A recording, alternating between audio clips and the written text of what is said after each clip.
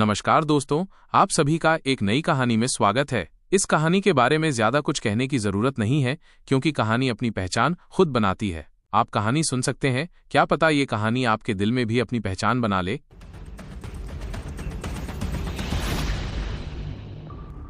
Frost Python ने फुफकारते हुए सीधे आदर्श पर अटैक किया। इस विशाल अजगर की गला घोंटने की फोर्स बहुत डरावनी थी। अगर ये किसी इंसान को पूरी तरह से लपेट ले तो वो नूडल्स की तरह मुड़ सकता था। आदर्श ने अपना पूरा कॉन्फिडेंस और ध्यान केंद्रित किया और उसकी विजन में फ्रॉस्ट पाइथन की हर एक हरकत एकदम क्लियर थी। उसे वहीं वार करना था जहां सबसे ज्यादा असर हो। फ्रॉस्ट पाइथन के पेट को निशाना बनाकर आदर्श ने अपने हाथ में पकड़े कृपाण को आगे की ओर बढ़ाया। गर्जन! जैसे ही आदर्श ने अटैक किया, उसके पीछे एक अजगर और बाघ की परछाइयां रिवील हुईं। यह था उसकी युआन क्यूई का मैनिफेस्टेशन। डेंग! कृपाण फ्रॉस्ट पाइथन की सख्त स्केल से टकराया और एक धातु की तेज आवाज गूंज उठी। जवाब में फ्रॉस्ट पाइथन ने अपने जबड़े खोले और आदर्श पर बर्फीली धुंध थूक दी। बर्फीली धुंध किसी तलवार की तरह तेजी से आदर्श की तरफ आई। आदर्श ने तुरंत अपना फेस बनाया और तेजी से पीछे हट गया। उसने अपने कृपाण को सामने जोर से घुमाया, जिससे कृपाण की किरणें एक सेमी सर्कल में फैल गईं। यह असल में स्वर्ग की 9 रहस्यमयी तलवारों की एक चाल थी। आदर्श ने कृपाण को तलवार की तरह यूज किया। उसने ज्योति और तेजस की स्वर्ग की 9 रहस्यमयी तलवारों की नकल करते हुए उस बर्फीले कोहरे को बीच से काट दिया। का कृपाण बर्फ से ढक गया और अनगिनत बर्फ के टुकड़े गिर रहे थे। ये फ्रॉस्ट क्यूई कृपाण से नीचे फिसलकर आदर्श की बांह तक पहुंची। उस क्षणिक ठंड में आदर्श को लगा जैसे उसकी बांह जम गई हो। क्या गजब का शीत विष था और क्या भयानक डिफेंस। आदर्श ने फ्रॉस्ट पाइथन के शरीर पर उस जगह को देखा जहां उसने वार किया था। वहां एक लाल निशान था, कुछ स्केल्स टूट गए थे और थोड़ा खून भी बह रहा था। लेकिन ये बस एक ऊपरी घाव था।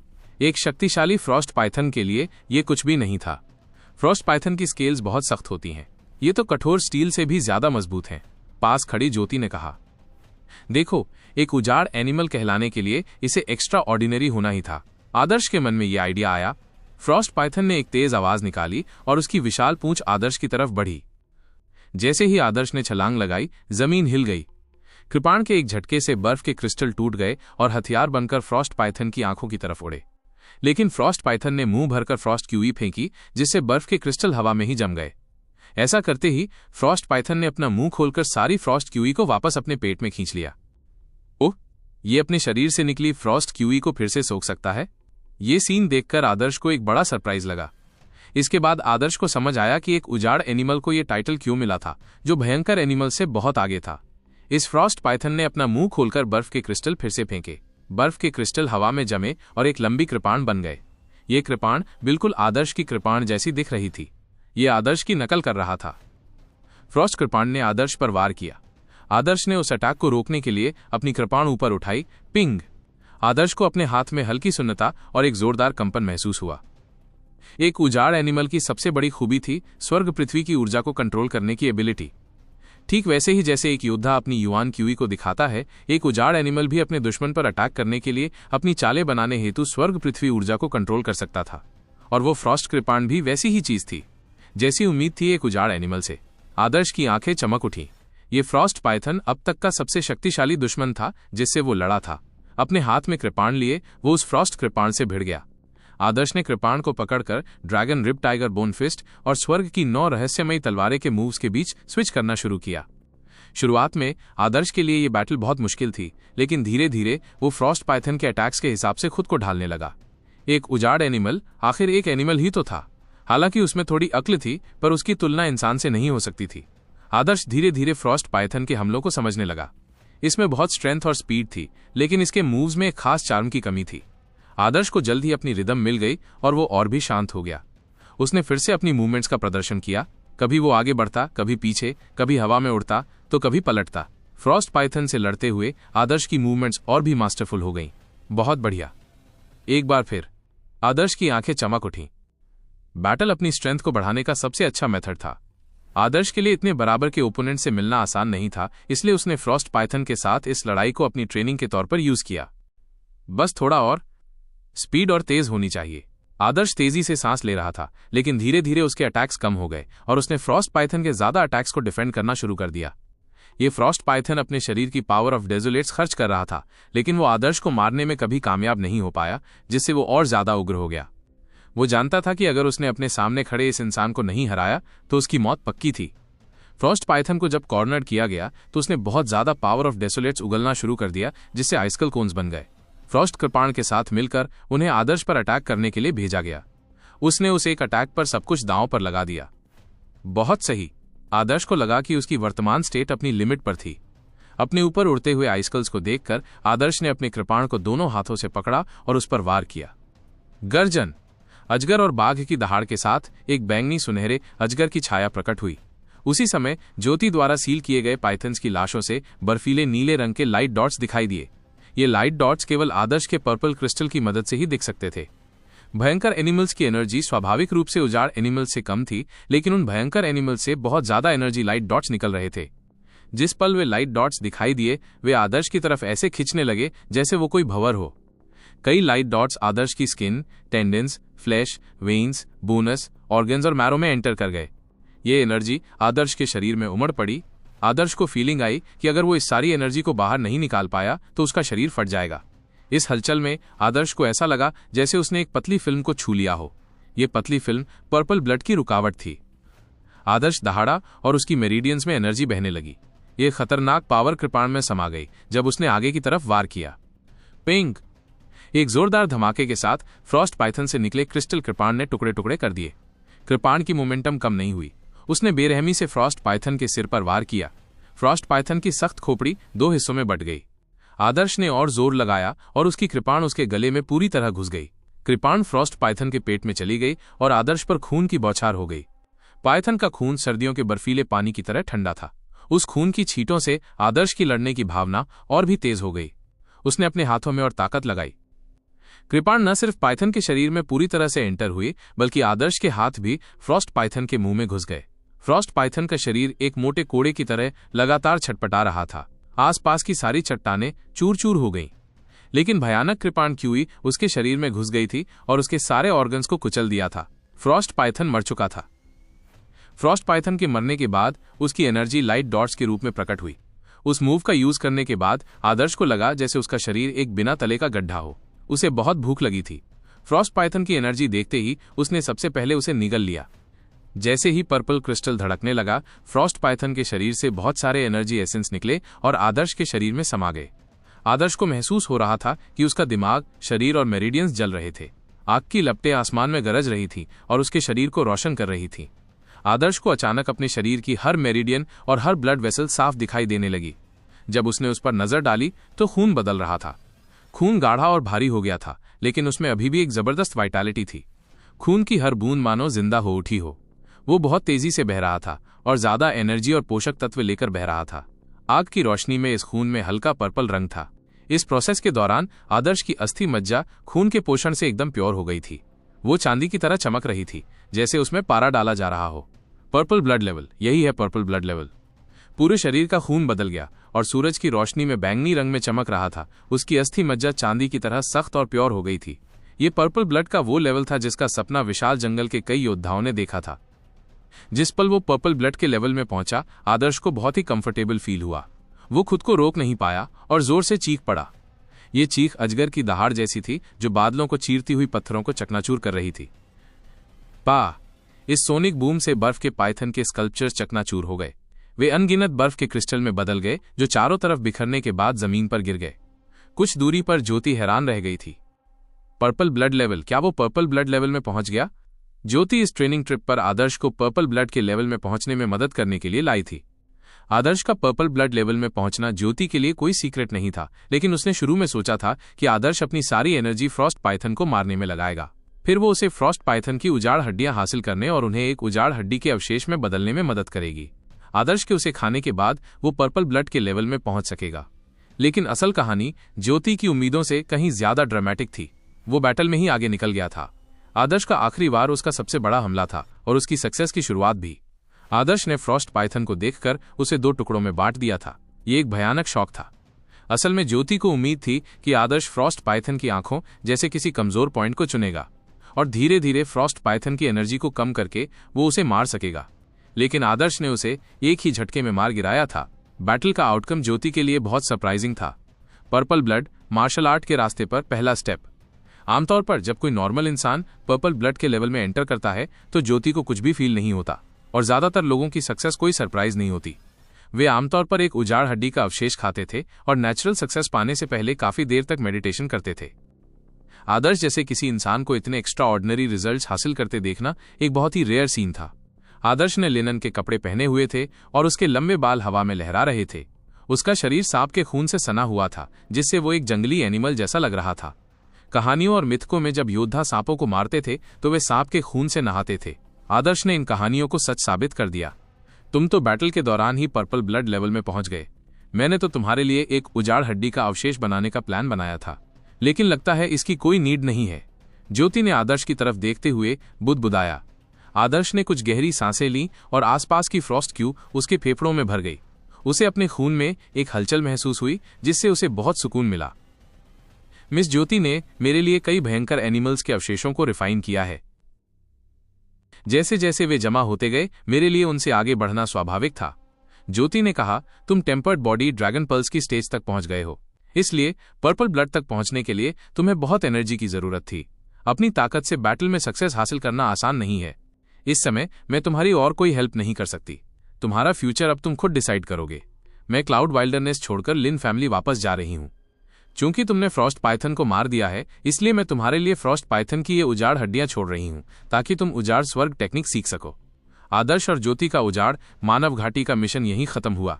दोनों रातों रात लियान ट्राइब के कबीलों में वापस आ गए और एंट्री पर अलग हो गए। ज्योति ने अपने इंटरस्पेशल रिस्टबैंड से आदर्श के सारे शिकार बाहर निकाल दिए। भयंकर एनिमल्स के मांस का ढेर पहले से ही रस्सी से बंधा हुआ था, जो एक मांस का पहाड़ लग रहा था। इसका वेट लगभग 1 लाख पाउंड था। जाने से पहले ज्योति ने आदर्श के खून से सने हुए लिनन क्लोथ्स पर एक नजर डाली और कहा, मैं तुम्हें कपड़ों का एक सेट दूंगी। ये कहते हुए ज्योति की उंगलियों ने इंटरस्पेशल रिस्टबैंड को छुआ और एक पतला सा कपड़ा निकाला।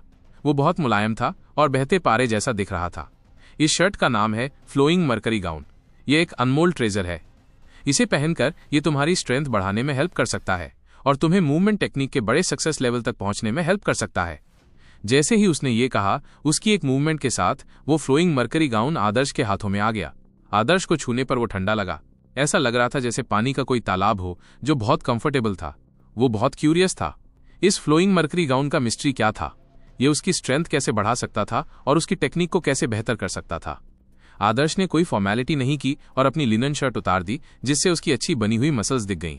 कुछ महीनों की ट्रेनिंग के बाद आदर्श का शरीर अब दुबला पतला और कमजोर नहीं रहा। कपड़े पहने हुए वो दुबला पतला दिखता था, लेकिन कपड़े उतारते ही उसने अपनी मस्कुलर स्ट्रेंथ से लोगों को इम्प्रेस कर दिया। हर सुबह आदर्श अपने जोड़ों की चटकने की आवाज सुनकर जागता था। इससे साबित होता था कि उसका शरीर बहुत तेजी से बढ़ रहा था। फ्लोइंग मरकरी गाउन पहनकर आदर्श को यह फिसलन भरा और ठंडा लगा। ये बहुत कंफर्टेबल था। ये वाकई अच्छी मटेरियल से बना है। इस फ्लोइंग मरकरी गाउन की कॉस्ट बहुत ज्यादा होगी। जैसे ही आदर्श ने इसके बारे में सोचा, उसका चेहरा सख्त हो गया। ओह, कुछ तो गड़बड़ है। आदर्श को यह देखकर सरप्राइज हुआ कि फ्लोइंग मरकरी गाउन और भी कसता जा रहा था। उसकी मसल्स इतनी कस गईं कि उन्हें दर्द होने लगा था। सिर्फ इतना ही नहीं, उसके शरीर पर बहुत बड़ा प्रेशर पड़ा, जिससे वो जमीन पर गिर गया। कितना भारी! आदर्श ने अपना मुंह बनाया। ये कैसा गाउन था? ये सिकाडा के पंखों जैसा भारीन लग रहा था। फिर भी इसका वेट कम से कम 60,000 पाउंड से ज्यादा था और आदर्श को लगा कि वेट बढ़ता जा रहा है। इतना ही नहीं, इस गाउन में बहुत ज्यादा फ्लेक्सिबिलिटी थी। इसने आदर्श की मसल्स को पूरी तरह से जकड़ लिया था, जिससे आदर्श को हिलने डुलने में बहुत जोर लगाना पड़ रहा था। इस तरह के कपड़े पहनकर चलना भी फिजिकली टायर्ड करने वाला था, और तो और बॉक्सिंग तो और भी बुरी बात थी। ये फ्लोइंग मरकरी गाउन मेरे लीन फैमिली द्वारा बनाया गया एक अनमोल खजाना है। सिटी में ऐसे कई क्लोथ्स मिलते हैं, लेकिन कोई भी फ्लोइंग मरकरी गाउन के लेवल के आसपास भी नहीं पहुंचता। फ्लोइंग मरकरी गाउन में एक ऐसा सिस्टम है जो स्वर्ग पृथ्वी युआन क्यूई को एब्जॉर्ब करता है और उसे अपनी एनर्जी सोर्स के रूप में उपयोग करता है। इस क्लोथ सेट को तुम्हारी चॉइस के हिसाब से बदला जा सकता है। इसका वेट 10 कड़ाही से लेकर 1000 कड़ाही तक होता है। इसे बनाने का प्रोसेस सिंपल है। मैं इसे अभी तुम्हें समझाती हूँ। ज्योति ने आदर्श को फ्लोइंग मरकरी गाउन की वर्किंग समझाई। आदर्श की भौहें तन गईं, क्योंकि उसे रियलाइज हुआ कि दुनिया में ऐसे कपड़े भी होते हैं। आखिरकार उसे ज्योति की बातें समझ में आ गईं। उसे पता था कि ये कपड़े पहनने से उसे मिनट सटलिटी के बड़े सक्सेस लेवल को सीखने में हेल्प मिलेगी। ये कहना सही होगा कि इन कपड़ों को पहनना हर पल एक तरह की ट्रेनिंग थी। आदर्श ने ज्योति के इंस्ट्रक्शंस को फॉलो किया और सच में फ्लोइंग मरकरी गाउन का वेट बदला जा सका। लेकिन अपने सबसे हल्के फॉर्म में भी फ्लोइंग मरकरी गाउन का वेट 10,000 पाउंड ही था। वेट असल में उतना इंपॉर्टेंट नहीं था। फ्लोइंग मरकरी गाउन की मजबूत बाइंडिंग कैपेसिटी ही महत्वपूर्ण थी। इससे आदर्श को अपने शरीर को खींचने या बॉक्सिंग करने के लिए काफी स्ट्रेंथ लगानी पड़ती थी। मैं तुम्हें ये फ्लोइंग मरकरी गाउन दूंगी, ज्योति ने कैजुअल तरीके से कहा। आदर्श हैरान रह गया। हालांकि ज्योति ने इसका सिंपल डिस्क्रिप्शन दिया था, आदर्श अंदाजा लगा सकता था कि यह फ्लोइंग मरकरी गाउन सस्ता नहीं था। फिर भी ज्योति ने उसे दे दिया। वो कुछ कहने ही वाला था कि ज्योति दूर तैरने लगी। वो आसमान में उड़ते बादल के टुकड़े जैसी थी। हवा के एक झोंके के साथ वो गायब हो गई। आदर्श थोड़ा उदास था। आज वो ज्योति से अलग हो गया था और कुछ ही दिनों में वो मध्य मैदानों में कदम रखने वाला था। राज्य के सेंट्रल मैदानों की आदर्श को लंबे समय से प्रतीक्षा थी। आदर्श ने अपने बगल में मांस के विशाल पहाड़ को देखा। उसने रस्सियां खींची और लाखों पाउंड मांस को घसीटा। पर्पल ब्लड लेवल में पहुंचकर आदर्श की पावर बढ़ गई थी। उसने फ्लोइंग मरकरी गाउन का वेट घटाकर 10,000 पाउंड कर दिया। फ्लोइंग मरकरी गाउन की मजबूत बाइंडिंग के कारण उसे अपने शरीर को खींचने में मुश्किल हो रही थी, लेकिन रस्सी खींचने की एक्शन को बनाए रखना मुश्किल नहीं था। इसलिए आदर्श के लिए मांस के पहाड़ को खींचना आसान था। मांस के पहाड़ में बंधे खूंखार एनिमल्स का मांस मोटा और खाल सख्त थी। उन्हें घसीटने पर भी उनका मांस खराब नहीं हुआ, लेकिन खूंखार एनिमल्स के भारी वेट के कारण जमीन में एक बड़ा गड्ढा बन गया। आदर्श द्वारा मांस घसीटने का सीन बहुत ही शॉकिंग था। दोपहर होने वाली थी। लियान ट्राइब के कई लोग खेतों में काम कर रहे थे। उन्होंने दूर से मांस का एक हिलता हुआ पहाड़ देखा। वो क्या है? लोग चौंक गए। जब मांस उनके पास पहुंचा तो करीब से देखने पर उनकी ठोड़ी जमीन पर गिरने तक की आवाज आई। मांस के पहाड़ के भीतर खूंखार एनिमल्स बंधे हुए थे। बड़े एनिमल्स तो एक घर के साइज के थे। उनका वेट कई हजार पाउंड था। खूंखार एनिमल्स का इतना बड़ा ढेर, सब मरे हुए थे। आदर्श उन्हें ऐसे घसीट रहा था जैसे किसी कुत्ते को घसीट रहा हो। क्या ये आदर्श ने मारे थे? क्या वो शिकार करने के लिए विशाल जंगल में चला गया था? जिन लोगों ने ये सोचा वे हैरान रह गए। विशाल जंगल में शिकार करना लियान ट्राइब के लोगों के लिए एक सपने जैसा था। अगर वे शिकार करने के लिए विशाल जंगल में जा सकें तो ट्राइब में मांस की कोई कमी नहीं होगी। लेकिन विशाल जंगल खतरों से भरा था। यहां तक कि पर्पल ब्लड वॉरियर्स भी ज्यादा अंदर जाने की हिम्मत नहीं करते थे। वे आमतौर पर गांव से 100 मील के सर्कल में ही शिकार करते थे, और ये पहले से ही बहुत अमेजिंग माना जाता था। पर्पल ब्लड वॉरियर्स का 1 या 2 भयंकर एनिमल्स के साथ वापस आना एक बड़ी अचीवमेंट होगी। लेकिन अब आदर्श ने 100 से ज्यादा अलग अलग साइज के खूंखार एनिमल्स को घसीटा था। ऐसा लग रहा था मानो जमीन उनसे भर गई हो और उसे उन्हें उठाना ही था। बादलों के जंगल में खूंखार एनिमल्स क्रूरता और मौत का समानार्थी थे। हर खूंखार एनिमल भयानक था और उसका शिकार करना बहुत रिस्की था। लेकिन आदर्श के लिए ग्रुप हंटिंग करना बहुत ही भयानक था। क्या आदर्श ने पिछले कुछ दिनों में इतने सारे खूंखार एनिमल्स को मार डाला था? क्या वो विशाल जंगल में इतनी दूर तक गया था? लियान ट्राइब के लोग स्पीचलेस थे, और खासकर वॉरियर ट्रेनिंग कैंप के मेंबर्स, जो उन भयंकर एनिमल्स की पावर को गहराई से समझते थे। वे आदर्श को ऐसे देख रहे थे मानो वो कोई गॉड हो, और चाहते थे कि वे घुटनों के बल बैठकर उसकी पूजा कर सके। विशाल जंगल में शक्तिशाली लोगों का रिस्पेक्ट किया जाता था। पहले वे राज्य के सिलेक्शन से आदर्श की पावर का अंदाजा लगा सकते थे। उन्हें अंदाजा नहीं था कि आदर्श असल में कितना शक्तिशाली था। लेकिन आज उन्होंने आखिरकार ये देख लिया। वो एक मॉन्स्टर था। युवा मास्टर आदर्श अभी तक पर्पल ब्लड लेवल में एंटर नहीं किए हैं, है ना? किसान भी जानते थे कि वॉरियर्स को शिकार करने के लिए विशाल जंगल में जाने के लिए पर्पल ब्लड लेवल तक पहुंचना जरूरी था। लेकिन आदर्श नश्वर ब्लड लेवल के शिखर पर होते हुए भी ऐसा कैसे कर पाया? मुझे कैसे पता? हो सकता है कि वो पहले ही आगे बढ़ चुका हो। अगर नहीं भी बढ़ा हो तो क्या हुआ? क्या तुम्हें नहीं पता? युवा मास्टर आदर्श को सिलेक्शन में पहला स्पॉट मिला था और उसे किंगडम नाइट बनाया गया था। हो सकता है कि उसका supreme QE gatherer level purple blood की युद्ध स्ट्रेंथ का मुकाबला करने के लिए काफी हो। वॉरियर ट्रेनिंग कैंप से किसी की ये बात सुनकर लोग और भी परेशान हो गए। अगर आदर्श नश्वर ब्लड लेवल में पर्पल ब्लड लेवल से मुकाबला कर सकता है, तो जब वो पर्पल ब्लड लेवल में एंटर करेगा तो उसकी पावर्स की लिमिट क्या होगी? ये एक्सपेक्ट किया जा सकता था कि आदर्श फ्यूचर में जबरदस्त प्रोग्रेस करेगा और बड़ी अचीवमेंट्स हासिल करेगा। अगर वे आदर्श के सर्वेंट या मेड बनकर उसका साथ दे सके तो वे उससे जुड़े रहकर अपने जीवन को बेहतर बना सकते हैं, जिससे उन्हें खाने या कपड़ों की टेंशन नहीं लेनी पड़ती थी। गांव के बीचों बीच कई लाख पाउंड खूंखार जानवरों का मांस जमा किया गया था। पूरा लियान आदिवासी ट्राइब, जिसमें कुछ हजार लोग थे, गांव के बीच चौक में इकट्ठा हुआ था। वे मांस के इस पहाड़ को हैरानी और चमकती आंखों से देख रहे थे। ये खूंखार एनिमल का मांस था। ये मवेशियों के मांस से भी ज्यादा वैल्यूएबल और लाजवाब टेस्टी था। इसका एक टुकड़ा खाने से इंसान को एनर्जी मिलती थी, जिससे वो दिन भर पेट भरा महसूस करता था। कुछ लाख पाउंड मांस बहुत लंबे समय तक चल सकता था। लेकिन जहां कुछ लोग खुश थे, वहीं कुछ लोग उदास थे। लियान ट्राइब के जो लोग पहले दूसरों पर हुक्म चलाते थे, वे बहुत गुस्सा थे। वे जानते थे कि चाहे खूंखार एनिमल का मांस कितना भी अच्छा क्यों ना हो, उन्हें ज्यादा नहीं मिलेगा। आदर्श, तुम वापस आ गए। आदर्श 3 दिन से गायब था। हालांकि दिव्य रक्षक दल के लोगों ने आदर्श को ठीक ठाक बताया था, फिर भी प्रिया की चिंता कम नहीं हुई थी। आदर्श को इतना सारा मांस लेकर सुरक्षित लौटते देखकर प्रिया बहुत खुश और उस पर गर्व कर रही थी। जब प्रिया और कोमल दिखाई दिए तो ग्रामीणों ने तुरंत उन्हें रास्ता दे दिया। सभी ने उन दोनों लड़कियों को रिस्पेक्ट से देखा, यहां तक कि फ्लैटरिंग अंदाज में भी। वे जानते थे कि ये दोनों लड़कियां लियान ट्राइब की 2 राजकुमारियां थीं। आदर्श पर उनका पूरा राइट था। जो भी उन्हें नाराज करता वो अपनी जान को खतरे में डालता। बहन प्रिया, ये तुम पर है कि तुम इस सारे मांस को कैसे डिस्ट्रीब्यूट करना चाहती हो। आदर्श ने मांस बांटने का अथॉरिटी प्रिया को दे दिया। लियान ट्राइब के सभी लोगों ने तुरंत प्रिया को नम आंखों से देखा और चाहा कि काश वे उसके सामने घुटने टेक कर उस जमीन को चाट पाते जिस पर वो चलती थी।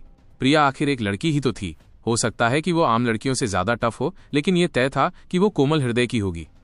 प्रिया को मांस डिस्ट्रीब्यूट करने देने से उन लोगों के लिए मांस न मिलना मुश्किल हो गया जो बुरे थे। वहां लाखों पाउंड मांस था, जो हर इंसान के लिए औसतन 30 पाउंड मांस था। आदर्श को पहले से ही इस बात की उम्मीद थी जब उसने प्रिया को डिस्ट्रीब्यूशन का अथॉरिटी दिया था, क्योंकि आज उसकी कुछ और प्लानिंग थी। छोटू, यहां आओ। आदर्श ने छोटू को आने का इशारा किया। इससे छोटू बहुत खुश हो गया। आदर्श ने उसे खुद बुलाया था। ये एक अच्छा साइन था। इससे साबित हो गया कि आदर्श उसे अपना बटलर बनाने का इंटेंशन रखता था। छोटू बहुत एक्साइटेड था। वो आदर्श के सामने हम्बल होकर आया। उसने अपनी मुट्ठियां भींच लीं और आधे घुटनों के बल बैठ गया। छोटा, मैं युवा स्वामी के सामने हूं।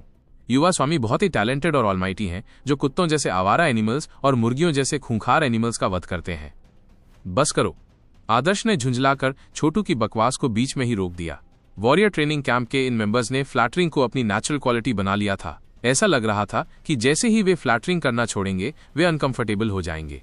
युवा स्वामी, मुझे आपसे कुछ कहना है, छोटू ने कहा।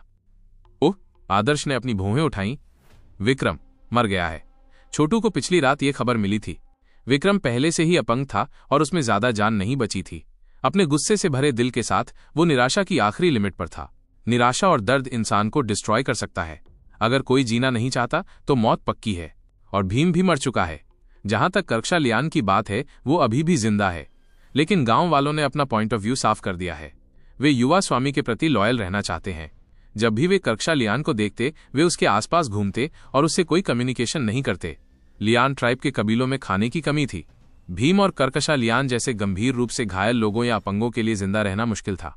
अगर आम लोग भूख से मर रहे थे तो उनके लिए और क्या होगा। भीम तो मर गया था, लेकिन कर्कशा लियान को गांव वालों ने अकेला छोड़ दिया था। उसका अंजाम आसानी से समझा जा सकता था। आदर्श को इस मैटर की कोई परवाह नहीं थी। उन्हें जो अंजाम भुगतना था वो उन्हें ही भुगतना था। अगर वे दूसरों को नुकसान पहुंचाना चाहते थे तो उन्हें उसका अंजाम भुगतना ही पड़ता। युवा स्वामी, क्या मैं आपकी आज्ञा जान सकता हूं? छोटू ने ध्यान से कहा। छोटू, मांस के डिस्ट्रीब्यूशन पे नजर रखना। अगर किसी के मन में कोई बैड इंटेंशन हो तो उस पर अटैक कर देना। और हाँ, कुछ ही दिनों में मैं क्लाउड वाइल्डरनेस छोड़ दूंगा। मैं अपने साथ करीब 100 लोगों को ले जाऊंगा। मैंने अपनी लिस्ट पहले ही बना ली है, इसलिए प्रिपेयर हो जाओ। ये कहते हुए आदर्श ने छोटू को एक कागज दिया। अधिकारी रुद्र ने आदर्श से प्रॉमिस किया था कि जब दिव्य रक्षक दल चले जाएंगे तो आदर्श अपने साथ कुछ लोगों को अपने एरिया में ले जा सकेगा। आदर्श के लिए पूरे लियान ट्राइब को अपने एरिया में लाना इम्पॉसिबल था। पहली बात तो ये कि उस एरिया में इतने लोग नहीं रह सकते थे, और दूसरी बात, उनमें से कई दुष्ट थे, थोड़े से लाभ के लालची थे, दूसरों पर धौंस जमाने वाले थे, और जब कोई गिर पड़े तो उस पर वार करना पसंद करते थे। टायरेंट से तुलना करें तो वे कुछ खास बेहतर नहीं थे। वे इसलिए टायरेंट नहीं बने क्योंकि उनके पास पावर नहीं थी। अगर उनके पास पावर होती तो वे पक्का बद से बदतर होते जाते।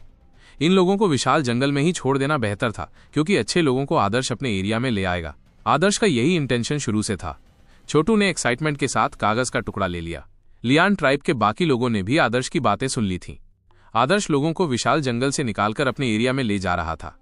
उन्होंने उदास और बेबसी से छोटू के हाथों में कागज के टुकड़े को देखा, जैसे कि वो कागज का टुकड़ा एक वैल्यूएबल ट्रेजर मैप था। मध्य मैदानों में जाने के मुकाबले दर्जनों पाउंड मांस कुछ भी नहीं था।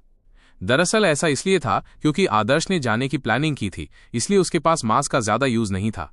इसलिए उसने प्रिया को मांस डिस्ट्रीब्यूट करने दिया, जिससे बुरे ग्रामीणों को भी ज्यादा मांस मिल सके। कुछ पाउंड मांस के साथ वे भोजन की कमी की प्रॉब्लम का फेस कर सकते थे।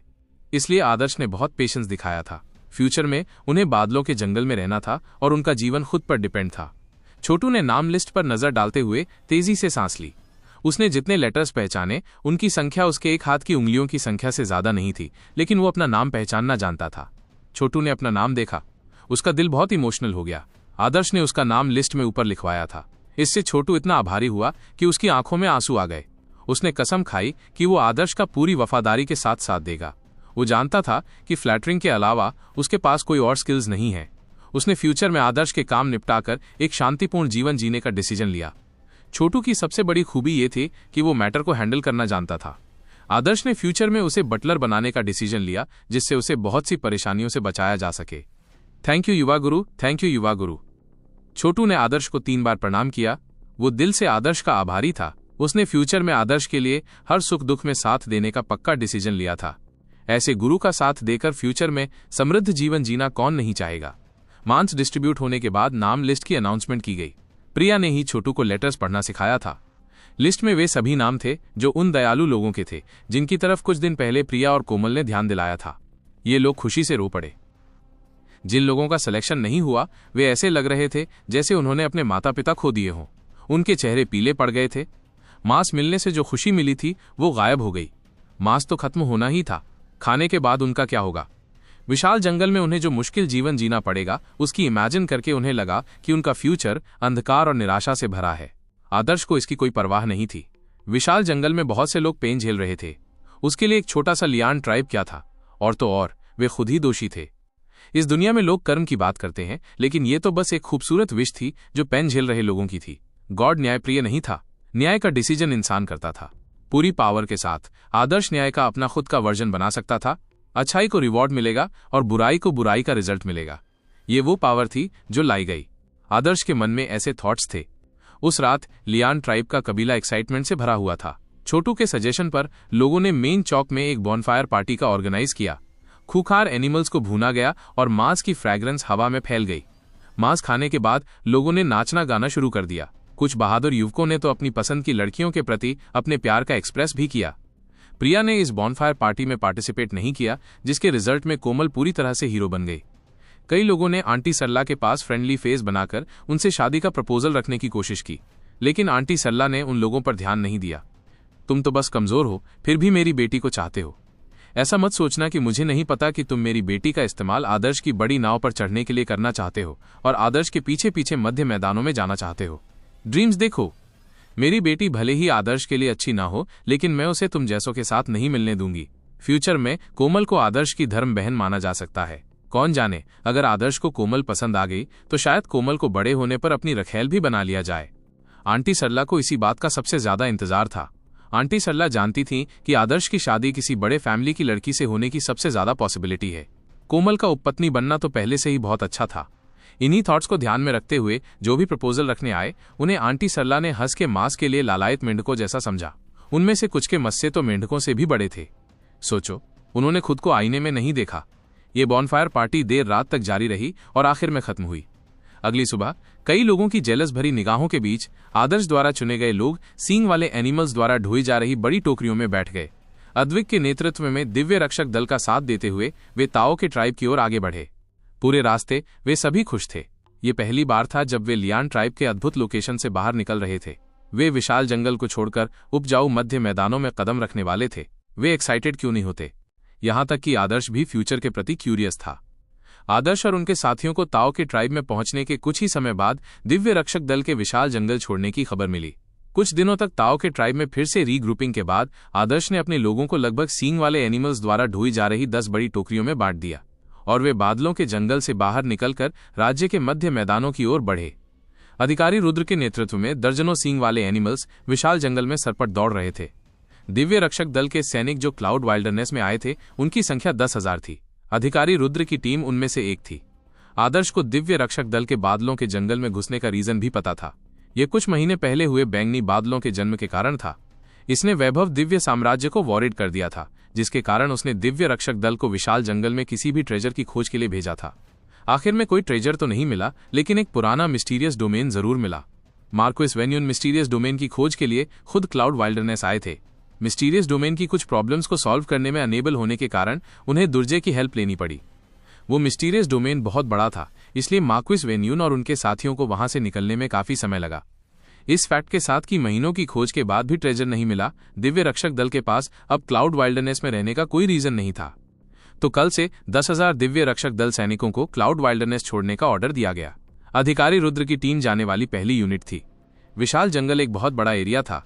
उसके भीतर ऊंचे पहाड़ थे जो हजारों मीटर तक आसमान में फैले हुए थे। चोटियां सालों से जमी बर्फ से ढकी हुई थीं।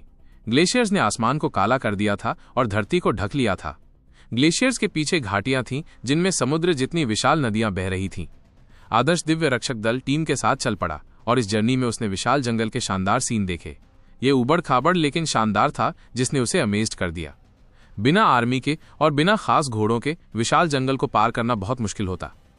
एक लेजेंड है कि बहुत समय पहले मेघ वाइल्डरनेस एरिया में एक शानदार दिव्य साम्राज्य था।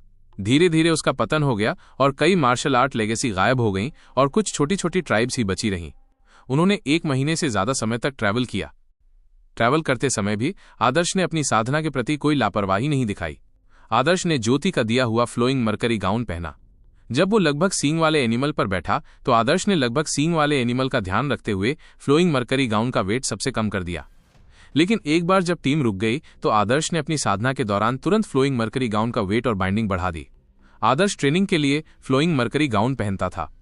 पहले आदर्श केवल कुछ दर्जन बार ही dragon rip tiger bone fist का परफॉर्म कर सका था, लेकिन अब फ्लोइंग मरकरी गाउन के रेस्ट्रेन के कारण वो इसे केवल 7-8 बार ही कर पाता था। उसकी एनर्जी काफी कम हो जाती थी।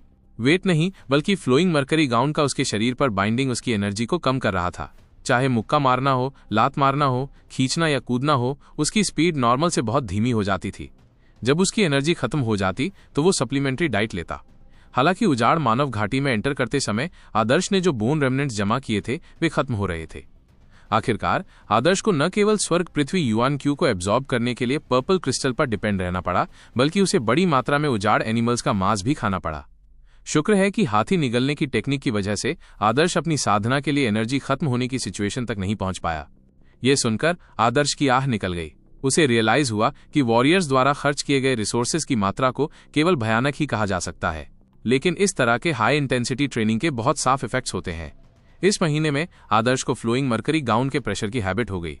अगर वो फ्लोइंग मरकरी गाउन की बाइंडिंग कैपेसिटी को सबसे कम कर देता तो ऐसा लगता जैसे उसने एक टाइट शर्ट पहन रखी हो और वो उसकी एक्टिविटीज में कोई रुकावट नहीं डाल रही हो।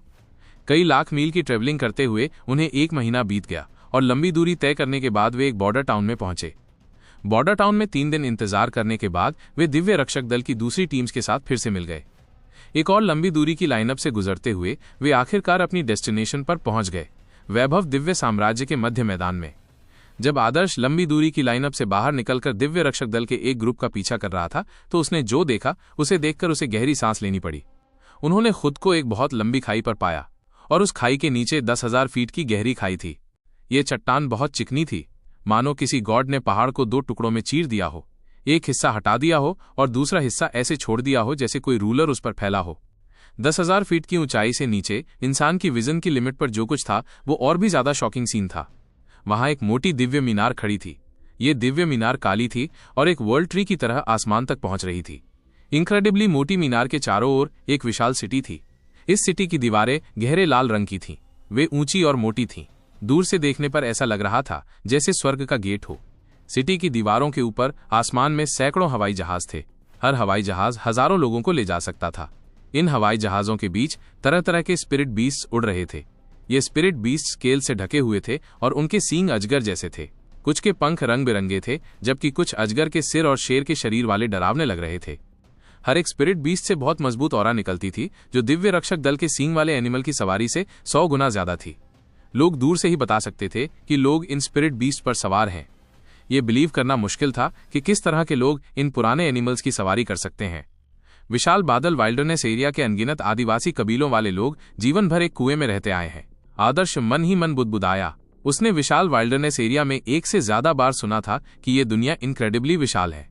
वो उन बड़े कबीलों और पुराने दिव्य साम्राज्य की इमेजिन न की जा सकने वाली पावर को भी जानता था। लेकिन मेंटली प्रिपेयर्ड होने के बाद भी आदर्श को अभी भी उस शौक को शांत करना मुश्किल हो रहा था जो उसने अपनी आंखों से देखा था। यह अद्भुत था। उसके सामने जो पिक्चर थी उसे भव्य शब्द से बयां नहीं किया जा सकता था। आदर्श ने विशाल जंगल में बहुत अच्छे रिजल्ट्स हासिल किए थे, लेकिन जब उसे पुराने वैभव साम्राज्य में रखा गया तो ये कुछ भी नहीं था। हाँ, स्वर्ग, पृथ्वी, मिस्टीरियस और पीले रैंक्स में से उसे केवल मिस्टीरियस रैंक पर ही आंका गया था, और मिस्टीरियस रैंक के भीतर वो सबसे ऊंचे ग्रेड पर नहीं था। आदर्श फिर भी ठीक था। आदर्श के साथ आए लोग तो शॉक्ड रह गए। उनके सामने का सीन उनकी समझ से बाहर था। ये कौन सी जगह है? क्या यह स्वर्ग है? क्या दुनिया सच में ऐसी हो सकती है? आदर्श अभी भी शौक से उबर रहा था, तभी उसने अपनी हथेली पर किसी कोमल हाथ का टच महसूस किया।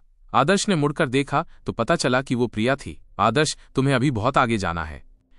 आदर्श ने मुस्कुराते हुए सिर हिलाया। प्रिया हमेशा उसके मन की बात तुरंत समझ लेती थी। आदर्श के मन में प्रिया एक दयालु और केयरिंग गर्ल थी। अधिकारी रुद्र ने आदर्श के कंधे पर हाथ रखा और कहा, वो सिटी दिव्य राजधानी है। वैभव साम्राज्य में 108 राज्य और 24 वाइल्डरनेस एरिया है।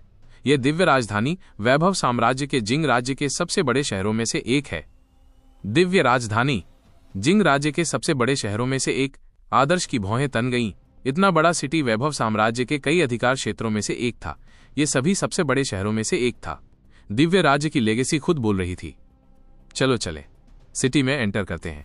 दिव्य रक्षक दल का दिव्य राजधानी में एक बड़ा कैंप है। वो हमारा एरिया है।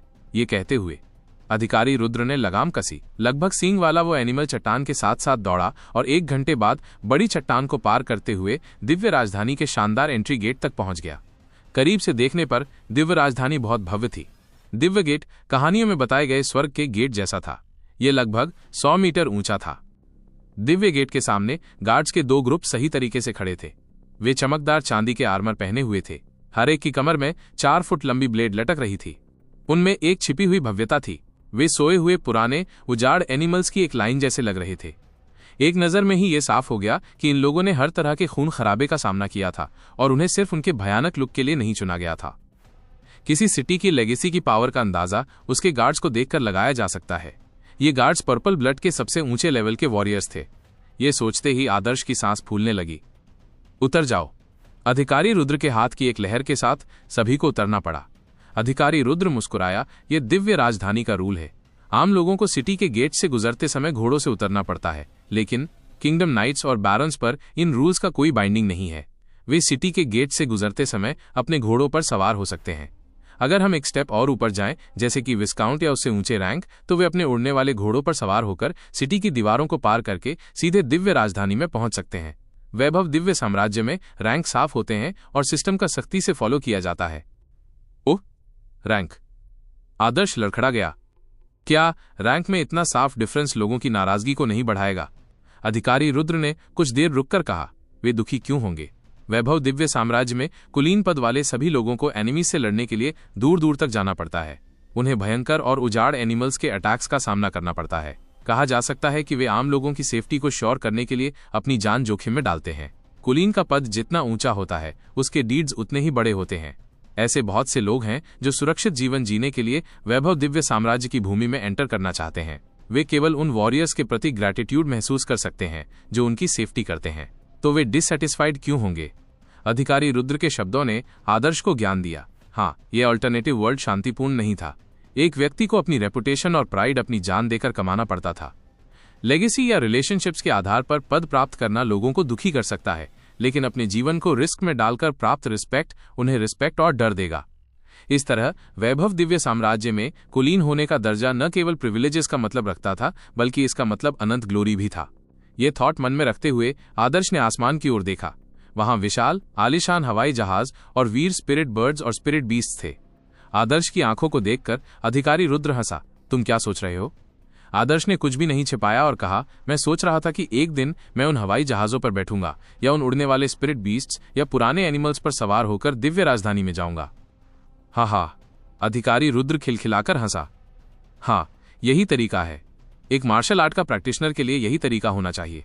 मार्शल आर्ट के तरीके की कोई लिमिट नहीं है। हमें लगातार ऊंचाइयों पर चढ़ना होगा। ये कहते हुए उसने आदर्श के कंधे पर जोर से थपथपाया।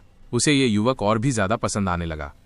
आदर्श ने लियान ट्राइब के कबीलों में जो कुछ भी किया था, उसकी रिपोर्ट अद्विक ने अधिकारी रुद्र को दी थी। रिपोर्ट मिलने पर अधिकारी रुद्र को लगा कि आदर्श का स्वभाव उसे बहुत पसंद है। एक वॉरियर को ऐसा ही होना चाहिए ताकि वो तुरंत रिवेंज ले सके और दोस्तों और एनिमीज के बीच डिफरेंस कर सके। दिव्य राजधानी की शहर की दीवारें 7 से 8 फीट मोटी थीं।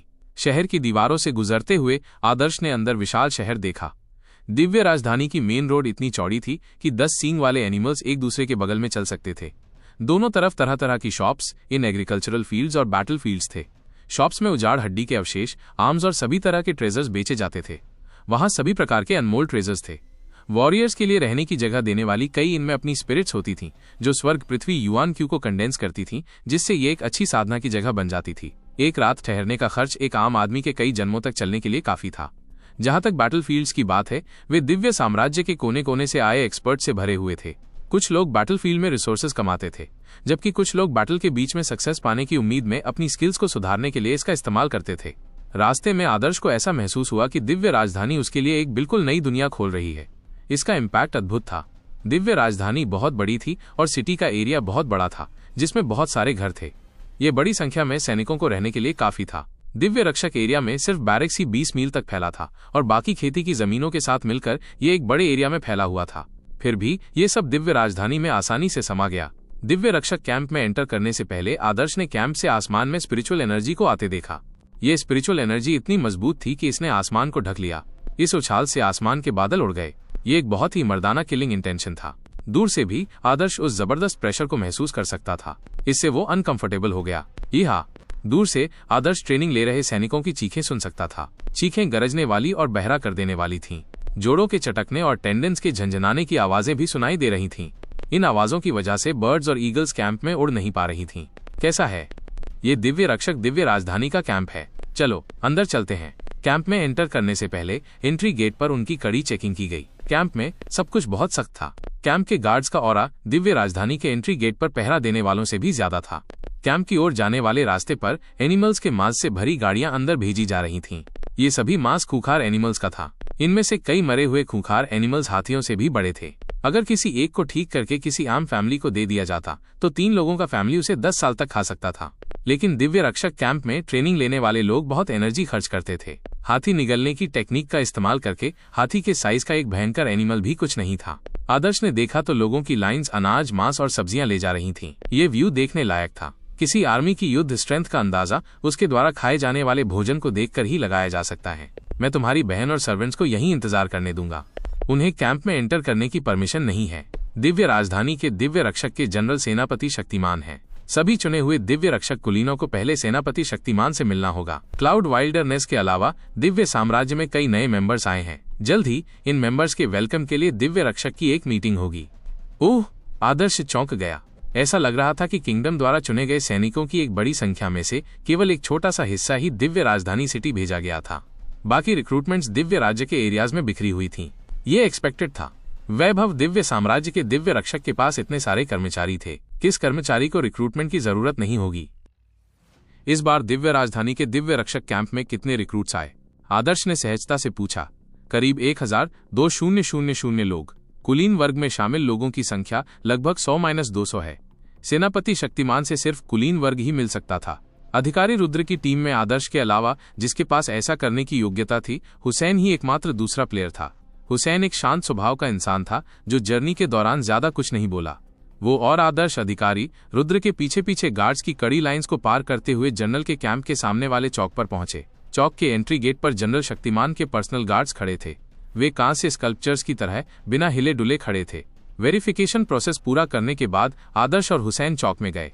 वहां पहले से ही दर्जनों लोग इंतजार कर रहे थे। ये लोग बिना किसी एक्सेप्शन के जवान आदमी थे। सभी देखने में ठीक ठाक थे। उनमें से कोई भी आम इंसान जैसा नहीं लग रहा था। ये लोग युवा वॉरियर्स थे जो किंगडम के सिलेक्शन में सक्सेसफुल हुए थे। उनके क्लोथ्स को देखकर ऐसा लग रहा था कि उनमें से कुछ ने बहुत ही शानदार कपड़े पहने थे। कुछ दिव्य सिल्क से सिले हुए थे जिन्हें नॉर्मल तलवार से काटना मुश्किल था। दूसरों के पास महंगे आर्म्स थे। उन आर्म्स की कॉस्ट आदर्श के कृपाण से कहीं ज्यादा थी। ये लोग क्लाउड वाइल्डरनेस से नहीं है। आदर्श को अचानक रियलाइज हुआ, इस किंगडम का सिलेक्शन सिर्फ क्लाउड वाइल्डरनेस में ही नहीं बल्कि दिव्य राज्य में हर जगह हुआ था। इसलिए कई लोगों को रिक्रूट किया गया। वे दिव्य साम्राज्य के सभी हिस्सों से आए युवा कुलीन लोग थे। आदर्श ने देखा कि वहां लोग एक बड़े एनिमल की खाल से बने ड्रम के चारों ओर खड़े थे, लेकिन उसे इसका रीजन नहीं पता था। आदर्श अधिकारी रुद्र और हुसैन के आने पर उन्होंने तुरंत कई लोगों का ध्यान अट्रैक्ट किया। क्या ये 1000 घरों वाला अधिकारी रुद्र नहीं है? जैसे ही अधिकारी रुद्र आदर्श और हुसैन को चौक में लाया, एक हट्टा कट्टा आदमी सामने आया। उस आदमी ने चमकदार सोने का आर्मर पहना हुआ था और उसका हेलमेट उसकी छाती से लगा हुआ था। वो बहुत पावरफुल लग रहा था। सिर्फ इतना ही नहीं, उसके कान औसत से बड़े थे जो बाहर निकले हुए थे, जिससे वो फनी लग रहा था। बड़े कान वाले आदमी के पीछे असाधारण ड्रेसेस पहने 6 युवक चल रहे थे। 1000 घराने अधिकारी गौरव। अधिकारी रुद्र ने अपनी मुट्ठियां भींच लीं और मुस्कुराकर अपने होंठ चाटने लगा। आदर्श महसूस कर सकता था कि जब अधिकारी रुद्र ने बड़े कान वाले आदमी को देखा तो उसकी आंखों में एक चमक थी। आर्मी में वे सभी बैटलफील्ड में एक साथ काम करते थे, लेकिन पर्सनली अलग अलग टीमें एक दूसरे के खिलाफ कम्पीट करती थीं।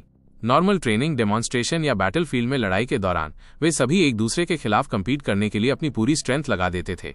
सैनिकों के लिए ग्रुप ग्लोरी ही उनका ग्लोरी था, इसलिए जब भी दिव्य रक्षक के 1000 फैमिली मिलते वे एक दूसरे को इम्प्रेस करने की कोशिश करते। 1000 घराने अधिकारी रुद्र, तुम क्लाउड वाइल्डरनेस में सैनिकों की रिक्रूटमेंट करने गए थे।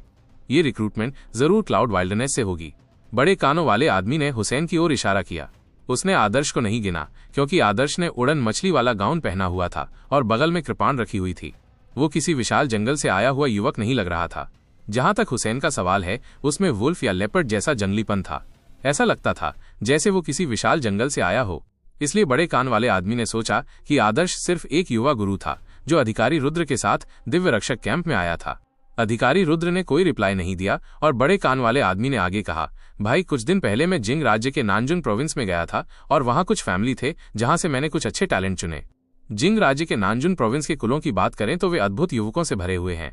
अनफॉर्चुनेटली मेरे लिए काफी जगह नहीं थी, जिससे मैं कुछ अच्छे टैलेंट लेने से चूक गया। कितनी बड़ी बर्बादी है। बड़े कान वाले आदमी ने अपने पीछे खड़े युवकों को देखते हुए ये कहा। साफ था कि इन युवकों को बड़े कान वाले आदमी ने ही चुना था। वे वाकई सुंदर और भव्य थे।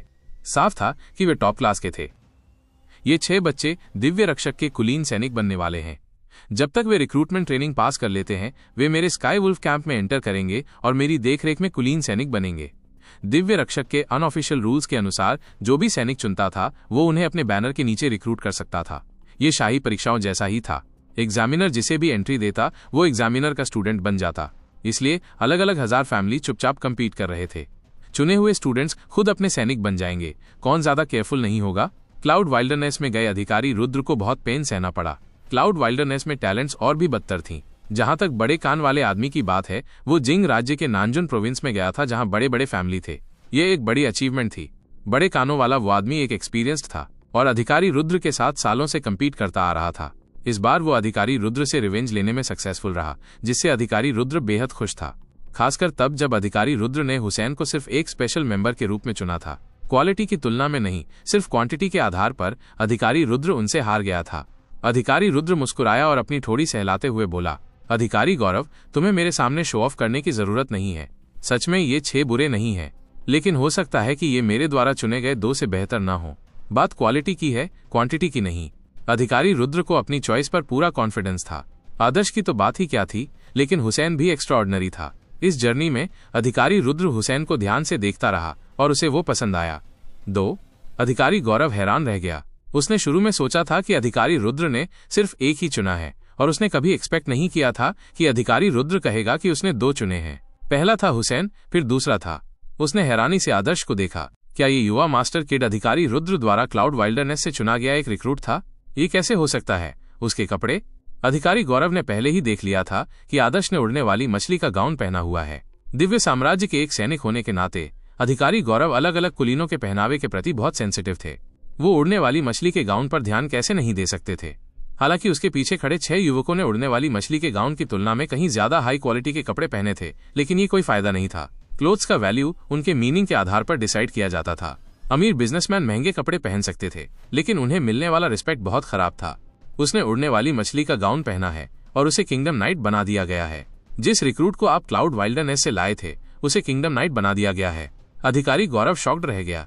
उसे यकीन नहीं हो रहा था कि आदर्श असल में कोई रईस नहीं था। क्लाउड वाइल्डरनेस से एक किंगडम नाइट कैसे आ सकता है? केवल एक ही पॉसिबिलिटी हो सकती थी, और वो ये कि अधिकारी रुद्र ने आदर्श को चुना था और दिव्य रक्षक के उच्च पदस्थ अधिकारी से रिक्वेस्ट करके उसे किंगडम नाइट बनने में हेल्प की थी। वो भी एक किंगडम नाइट ही था, अधिकारी रुद्र के बगल में खड़े उस बच्चे के समान रैंक। अधिकारी गौरव इस बारे में कैसे सहज महसूस कर सकते थे? मैंने 6 रिक्रूट्स चुने, हर एक ड्रैगन जैसा, और हेडक्वार्टर से कोई उपाधि नहीं मांगी। आप क्लाउड वाइल्डरनेस गए, जो सिलेक्शन के लिए एक बहुत ही रेयर जगह थी, और सच में एक किंगडम नाइट देने में सक्सेसफुल रहे।